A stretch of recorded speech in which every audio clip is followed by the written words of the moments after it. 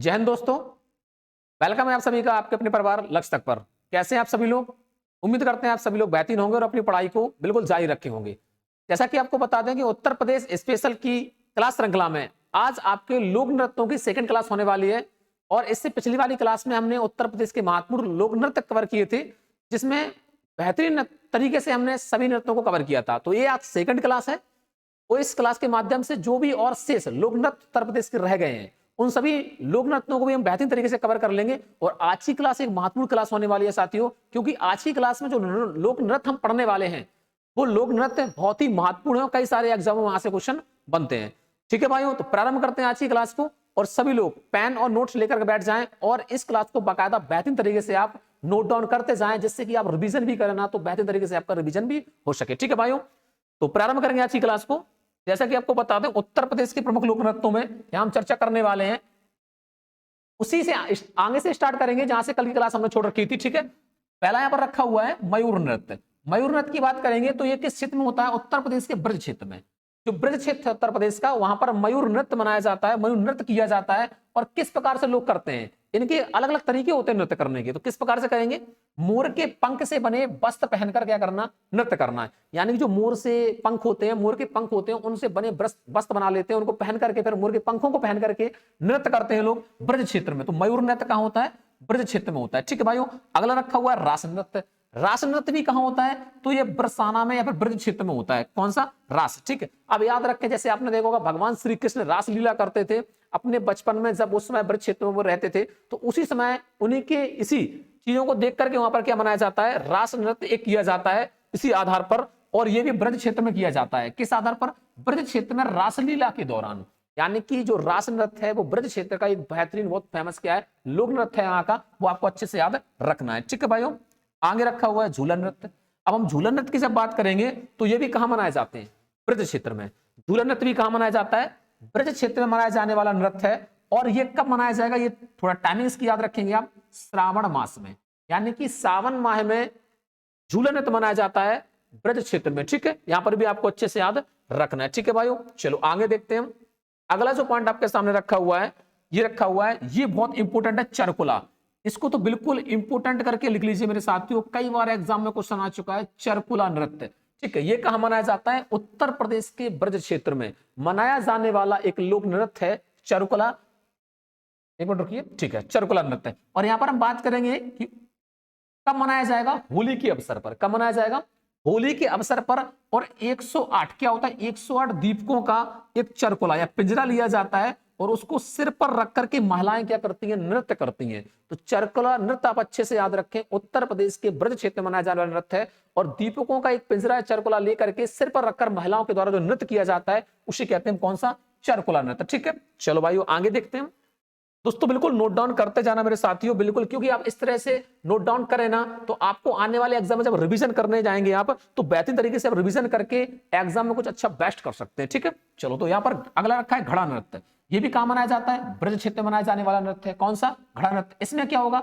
इसमें क्या होता है? बैलगाड़ी या रथ का जो पहिया होता है, बैलगाड़ी होती है, बैलगाड़ी का जो पहिया होता है वो है, उसके रथ का जो पहिया होता है उस पर अनेक घड़े रख करके नृत्य किया जाता है, इसलिए इसको क्या कहते हैं हम? घड़ा नृत्य। ठीक है, यानी कि रथ व बैलगाड़ी के पहियों पर घड़ों को रख करके नृत्य करना, इसे कहते हैं कौन सा? घड़ा नृत्य कहते हैं। ये भी कहां मनाया जाता है? ब्रज क्षेत्र में मनाया जाता है। ब्रज क्षेत्र में नृत्य किया जाता है और ये बहुत ही वहां का फेमस नृत्य है। ठीक है भाइयों, चलो आगे देखेंगे कुछ हम। अगला रखा हुआ है नटवरी नृत्य। ठीक, जब नटवरी नृत्य की बात आ जाती है तो नटवरी नृत्य आप याद रखेंगे, ये कहां पर है? पूर्वांचल क्षेत्र में, उत्तर प्रदेश का पूर्वांचल क्षेत्र, यहां पर मनाए जाते हैं कौन से? ये नटवरी नृत्य मनाया जाता है। और यहाँ की अहिर जाति के लोगों के द्वारा गीत व नक्कारे के स्वरों पर क्या किया जाता है? नृत्य किया जाता है। यानी गाना बजाना करते हैं और जो ढोल वगैरह बजते हैं उस पर क्या करना? नृत्य करते हैं। और कौन सा है? नटवरी नृत्य। ठीक है, पूर्वांचल में अहिर जाति के लोगों के द्वारा ये मनाया जाता है, अहिर समुदाय के द्वारा ये मनाया जाने वाला लोक नृत्य है। ठीक है, आगे बात करें कटफोड़वा। इसको भी थोड़ा इंपोर्टेंट करके लिख ले मेरे साथियों।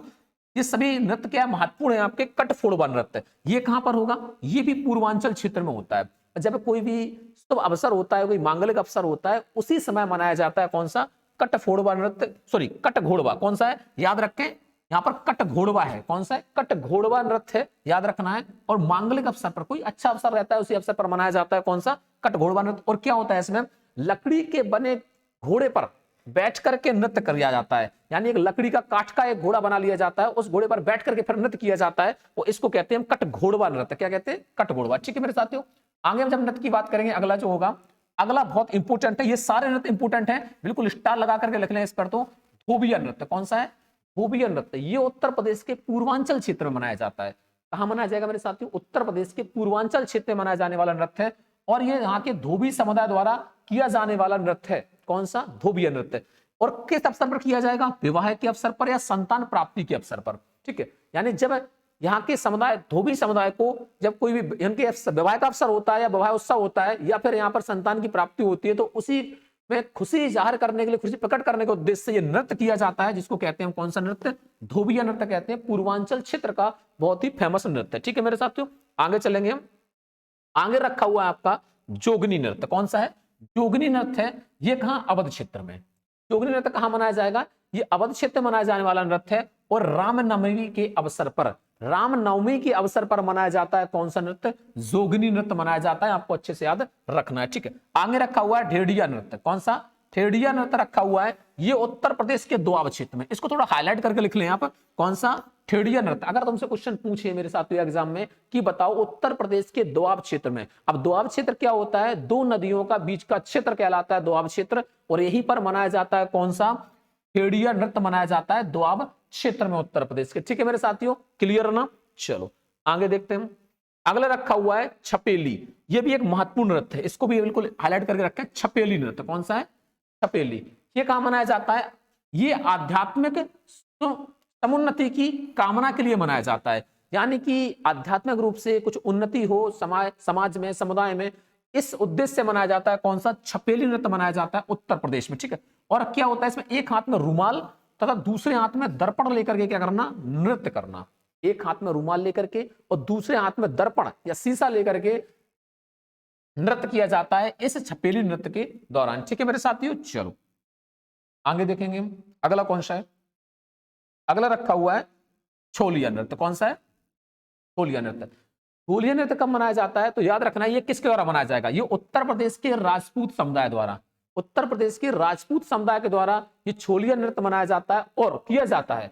और ये कब किया जाएगा? विवाह उत्सव के अवसर पर, यानी जब विवाह उत्सव होता है, विवाह का अवसर रहता है, तो इसी समय राजपूत समुदाय के द्वारा छोलिया नृत्य किया जाता है। और होता क्या है इसमें?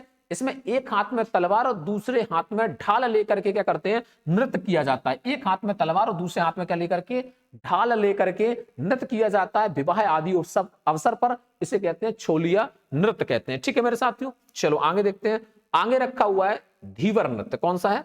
धीवर नृत्य। ये भी एक बहुत फेमस महत्वपूर्ण नृत्य है। ये कब किया जाता है? ये किया जाता है शुभ अवसरों पर, पूर्वांचल की कहार जाति के द्वारा। ये थोड़ा हाईलाइट कर लेना, पूर्वांचल की कहार जाति के द्वारा ये नृत्य किया जाता है। और किस क्षेत्र में किया जाएगा? तो बिल्कुल पूर्वांचल के क्षेत्र में किया जाएगा।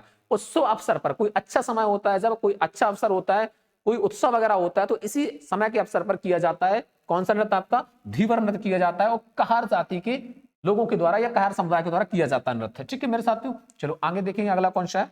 अगला आपका रखा हुआ है कालाबाजी नृत्य। कौन सा? कालाबाजी नृत्य है, और इसमें याद रखना है ये उत्तर प्रदेश के अवध क्षेत्र में किया जाता है। कहां किया जाएगा? उत्तर प्रदेश के अवध क्षेत्र में कालाबाजी नृत्य किया जाता है। ठीक है मेरे भाइयों, चलो तो ये तो थे प्रमुख हमारे लोक नृत्य उत्तर प्रदेश के, जो हमने 2 क्लासों के माध्यम से बिल्कुल कंप्लीट कर लिए हैं, और उम्मीद करते हैं कि यहां से क्वेश्चन आपको एग्जाम में देखने को बिल्कुल मिलेंगे 100%। ठीक है, तो कैसे लगी आपको क्लास? कमेंट में लिख करके जरूर बताना है। और अगर आपको ये क्लास जानकारी से भरपूर लगी है तो अपने साथियों को, मित्रों को, रिश्तेदारों को शेयर करना है और लाइक करना है। और अगर चैनल को सब्सक्राइब नहीं किया है तो चैनल को सब्सक्राइब कर लेना है, जिससे कि आपके पास इसी तरह की क्लासें और अन्य संबंधी, स्टडी संबंधी जानकारियां आप तक पहुंचती रहे। ठीक है मेरे साथियों, फिर मिलेंगे एक बेहतरीन क्लास के साथ। तब तक के लिए जय हिंद।